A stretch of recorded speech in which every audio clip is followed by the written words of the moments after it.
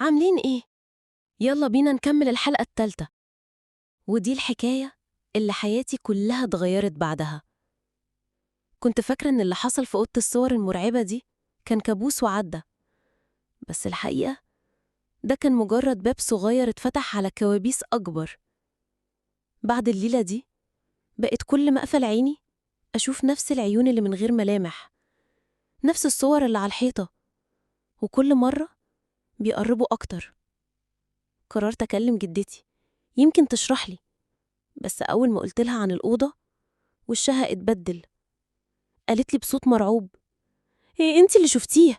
وحرام تدوري ورا الحاجات دي يا سارة، الحاجات دي ما تخصكيش.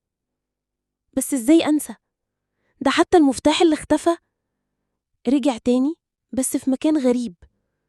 لقيته الصبح محطوط جنب سريري وعليه أثر تراب وطين كأنه خارج من تحت الأرض.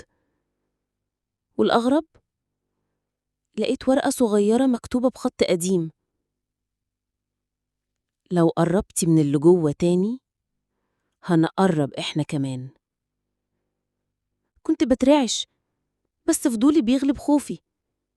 بدأت أسمع أصوات بالليل، خبط في الحيطان، خطوات بتمشي قدام باب أوضتي، وهمسات بتقولي افتحي الباب، احنا مستنيين. وفي يوم وانا ماشية في الطرقة شفت حاجة سودة بتعدي بسرعة من قدام الأوضة المقفولة. جريت وراها بس ملحقتش غير صوت الباب بيتفتح لوحده. ولما دخلت لقيت حاجة جديدة، صورة جديدة متعلقة على الحيطة، بس كانت صورتي أنا، وأنا واقفة بنفس اللبس اللي كنت لابساه النهاردة، بس عينيا في الصورة مش موجودين. وقبل ما ألحق أصرخ سمعت صوت بيهمس في ودني: دلوقتي بقيتي جزء من الحكاية.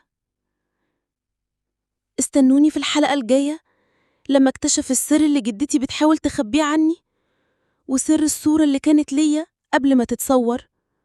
ما تنسوش تشتركوا في القناة وتفعلوا الجرس علشان تعرفوا ايه اللي هيحصل لما البيت يصحى